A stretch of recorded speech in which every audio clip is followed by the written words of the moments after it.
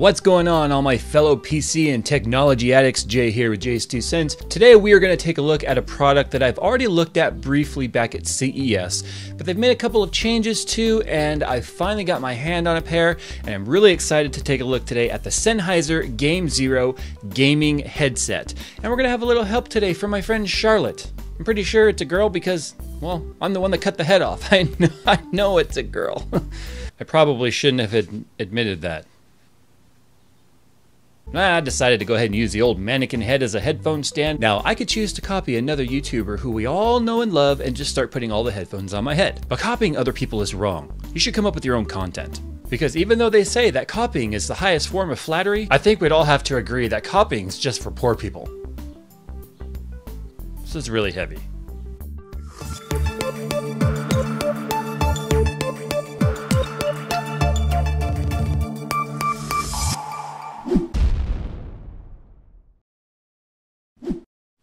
Okay guys, the Sennheiser G4ME ZERO Headphones from, well, Sennheiser. You probably already figured that one out though, I'm sure. And if not, well now you know. The packaging is pretty nice. I mean, it looks like a Sennheiser box. It's got the Sennheiser logo. It's got some information on there. It's got a exploded view. And on the inside, it has a hard pouch carrying case. We'll just kind of get in there real quick. I've obviously already taken them out of the box. In fact, I've been using them for over a week now because I wanted to get really intimate with them, because I wanted to kind of figure out what it is that you're getting from a company that is all about audiophile grade equipment. If you happen to believe in the audiophile religion, yeah, I kind of just went there. But anyway, I digress. But they're making game headsets now. So, well, they've been making them for a while, but they obviously are evolving into what is now the G4ME ZERO and the G4ME headset line. Before we get there, let's go ahead and talk about the packaging. They do come in a hard zipper pouch. This is nice. I like to see this. And you might notice that it's actually very flat. And the reason for that is they do fold flat. Makes them much easier to transport. You're not going to break them. And you can put them in your backpack and look, nice and flat. I really like that. When I first took them out of the package, and this is where Jerry's review and my review are going to differ a little bit, I immediately thought that these were extremely light. He tends to feel they're a little bit on the heavy side. I thought they were light, and I thought they were light enough to the point to where I was a little concerned about maybe build quality, because it may have felt like there was some cheap plastic material or something. Now don't get me wrong, they are plastic, but they've got metal reinforcement where it matters. For instance, the hinge is metal, where it folds up like this. I mean, you can fold it flat like this if you want, or you can rotate them and fold them in like that. But it's a metal hinge. You don't have to worry about breaking that. Now, there are plastic pieces right here, as you can see, that are kind of supporting the ear cans. But I've intentionally not been super polite with these in the week that I've had them. No offense, Sennheiser. I've kind of tossed these around a little bit because you guys know I like to use and test the product, not just unbox it and talk about it. Now, let's go ahead and talk about the comfort level first, then we'll talk about the sound quality in the microphone. They do feature a memory foam ear pad, extremely soft leather. Thank God for that. We've ever picked up headphones that are worn out and old and the leather's all hard and crusty.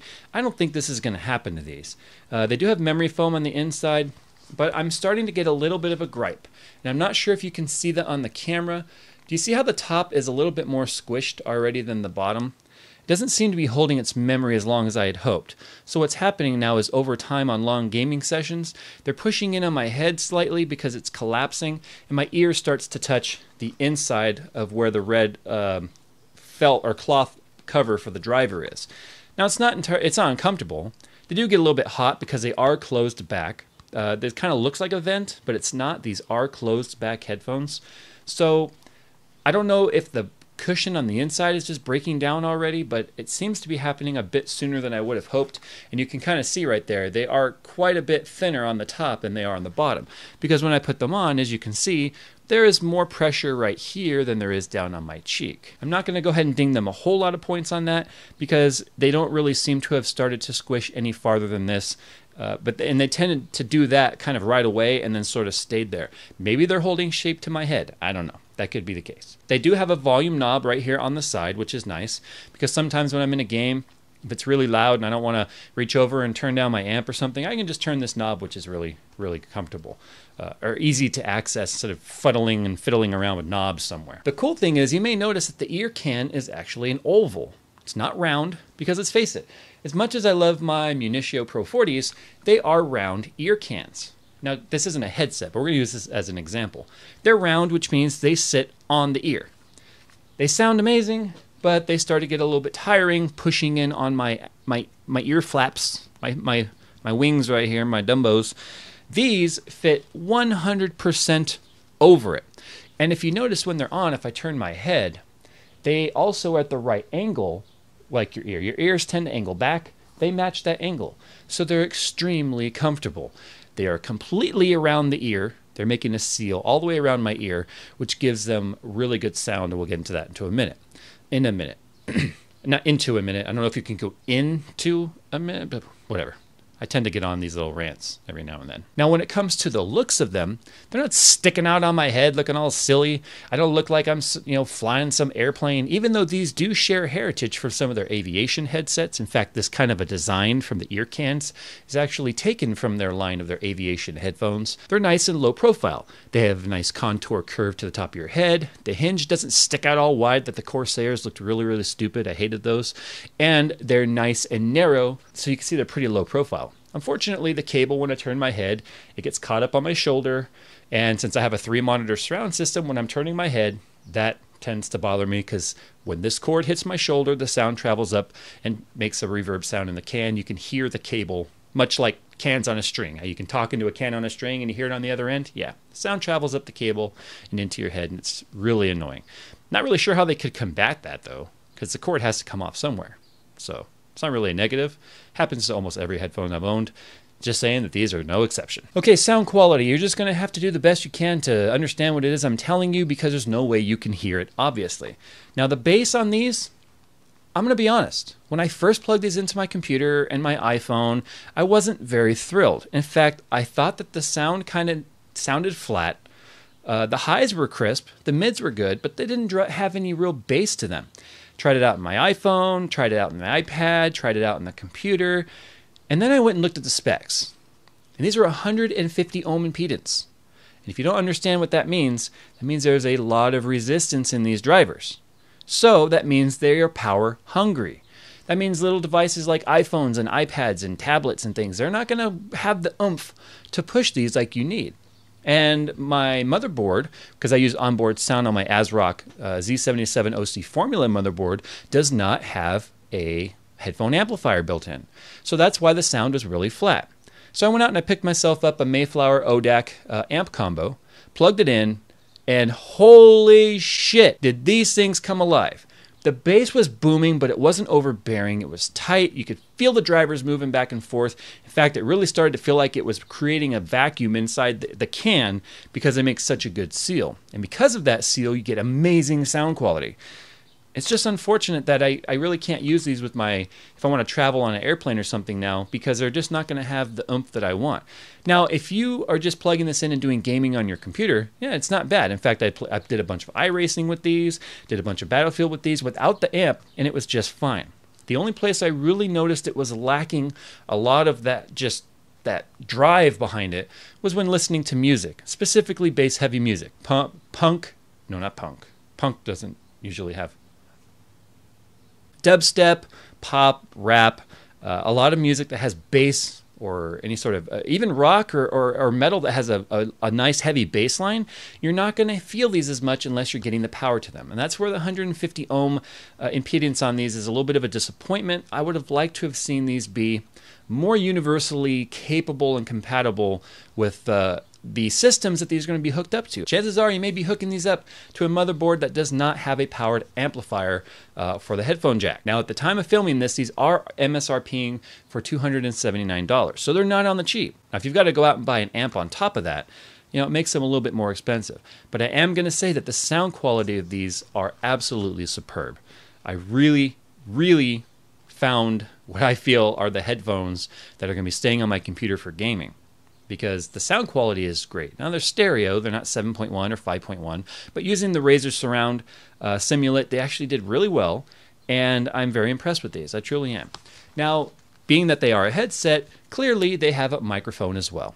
Now, what I like about the microphone is it does have a mute when you push it up, and there is a very distinct click right about there. You can kind of see where it stops and pushes against the button. Watch.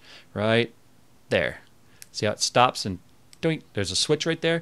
So from there forward, it is muted. Now what I like is that when the mic is up, it is completely, I cannot in my peripheral at all see that microphone. Nowhere. It is way out of sight.